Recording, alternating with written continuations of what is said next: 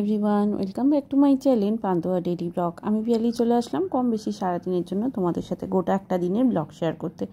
আজকে সকালে ঘুম থেকে ওঠা থেকেই দেখছি বৃষ্টি স্টার্ট হয়ে গেছে।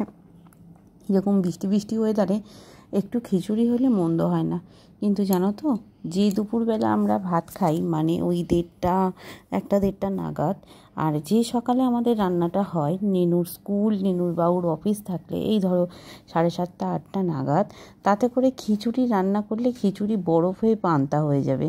তাই জন্য সিদ্ধান্ত নিলাম, না বাবা, খিচুড়ি ইচ্ছা হচ্ছে, ইচ্ছাটা মনেই থাক। তো চলো আগে নিজের ইচ্ছার বিপরীতে গিয়ে যে কাজটা করা যায় সেই কাজটাই আগে লেগে পড়ি। হ্যাঁ, খিচুড়িটা বেসিক্যালি আমি একটু পছন্দ করি, তাও করি ঠিকই, বাট ওই খাটনির চোটে খিচুড়িটা পছন্দ করলেও আর রান্না করতেও ইচ্ছা করে না, আর করিও না। অনেক দিন হয়ে গেছে খিচুড়ি রান্না করি না।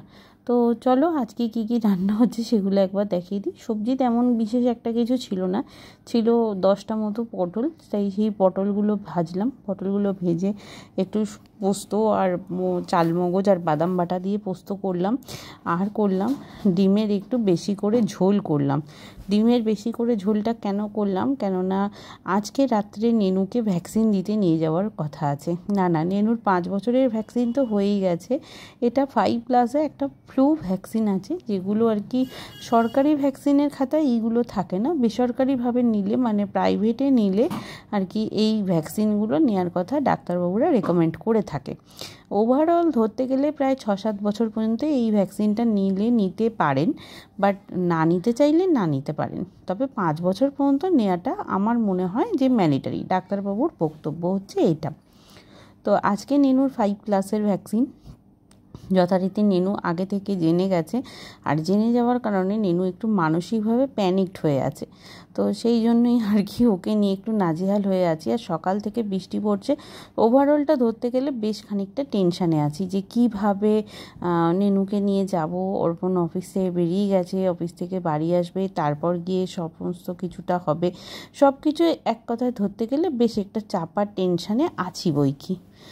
নেনুর আজকে যথারীতি পড়া রয়েছে, কালকে আমাদের এখানে ভোট আছে, মানে সমস্ত কিছুটা নিয়ে একটা ভেতরে একটা টেনশন কাজ করছে যে যদি বাই চান্স ভ্যাকসিনটা নেওয়ার পর নেনুর শরীরটা বেজাল খারাপ হতে শুরু করে, তাহলে কালকে মোটামুটি সব কম বেশি ছুটি ছাটা থাকবে, তাহলে নেনুকে নিয়ে কোথায় কিভাবে ডাক্তারের কাছে যাব, মানে সমস্ত রকম টেনশন একটা মাথার মধ্যে গোল গোল করে পাকাচ্ছে। তার মধ্যে আমাদের এখানে সামান্যতম বৃষ্টিতেই জল জমে যাচ্ছে, তাতে করে সকালে ঘুম চোখ খোলার আগে থেকেই দেখছি বৃষ্টি অলরেডি স্টার্ট হয়ে গেছে। তো এই বৃষ্টি যে কতক্ষণে কমবে সেটাও বুঝতে পারছি না। তবে হ্যাঁ, একটা মিরাক্কেল তো হয়েইছে, আর সেটা ব্লগ যত এগোবে তোমরা তত তাড়াতাড়ি দেখতে পাবে। তাহলে মুটের ওপরে আজকে কি রান্না হলো একবার বলে দিই। আজকে রান্না হয়েছে ডিমের ঝোল, পটল পোস্ত আর মাছের ঝোল হয়েছে। ডিমের ঝোলটা বেসিক্যালি রান্না হয়েছিল রাতের জন্য, আমি অর্পণ বাবা মা নেনু আমরা রাত্রে খাবো, আর দিনের বেলা আমি আর অর্পণ দুজনে মিলে খাবো। মাছ যা আছে সেই মাছের ঝোলটা করলাম। এই ঝোলটা নেনু আর আমার শ্বশুর শাশুড়ি দুজনে মিলে খাবে।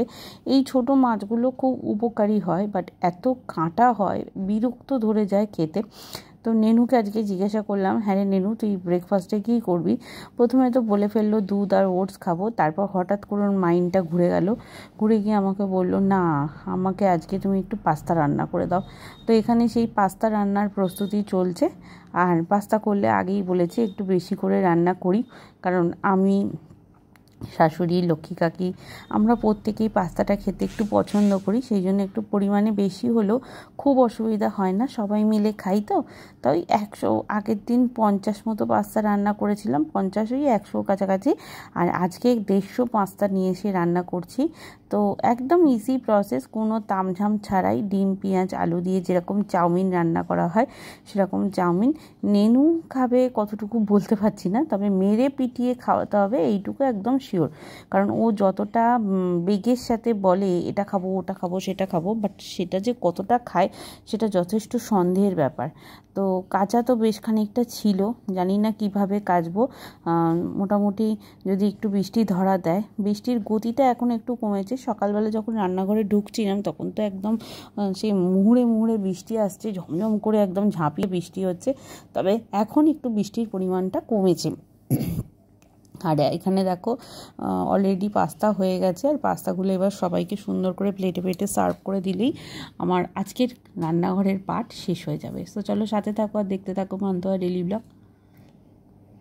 সকালে কি পরিমাণ বৃষ্টি যে হয়েছে কেউ ভাবতেই পারেনি যে কাল রাত্রির থেকে বৃষ্টিটা স্টার্ট হয়েছে। আজকে সারাটা সকাল মানে 11টা পর্যন্ত তো ভালো রকম বৃষ্টি হয়েছে, ঝাঁকিয়ে বৃষ্টি।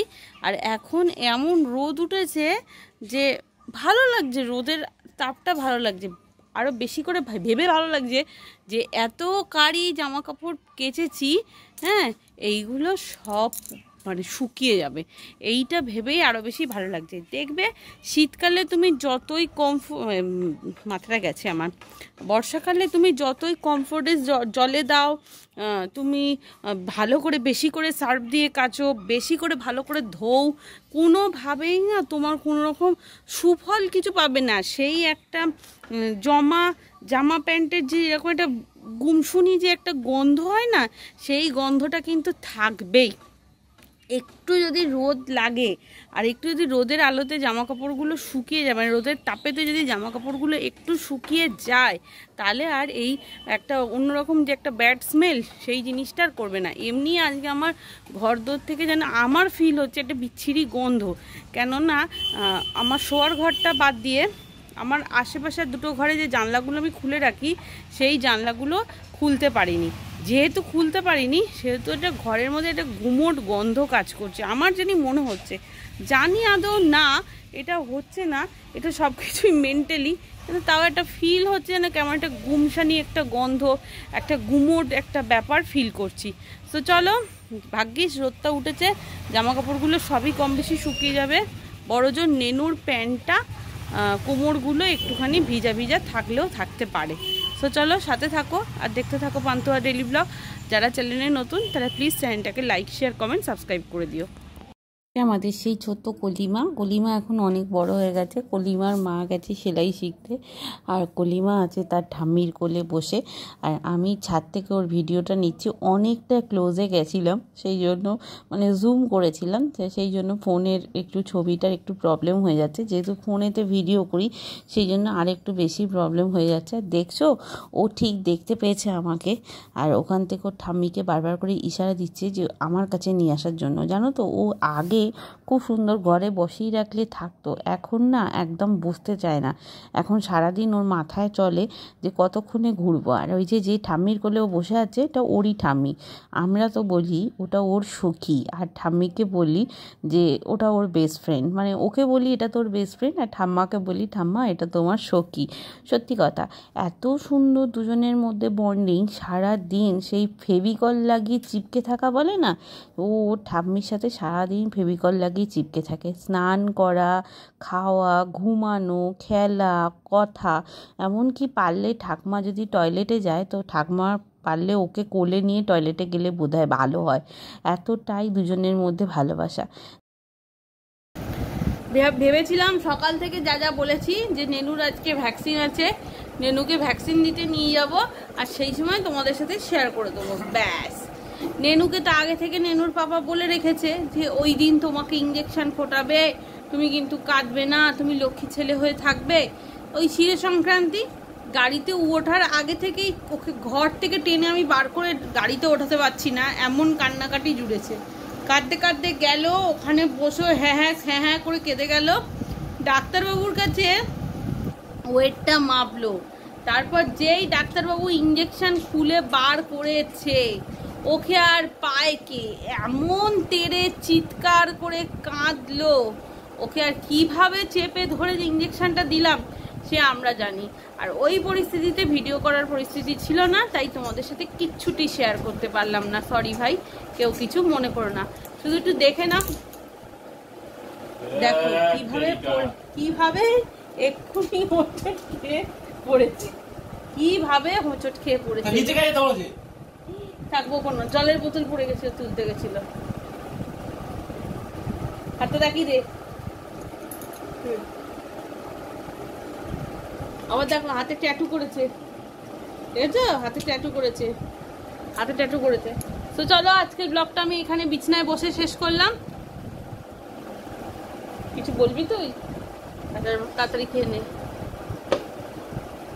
অত জল খাস না, রাত্রে টয়লেটে যেতে হবে বারবার।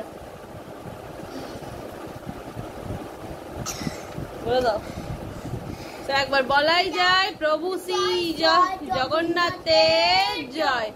জগদাদা আমাদের সাথে সাথে তোমাদের সবাইকে ভালো রাখুক, তাই তো? টাটা।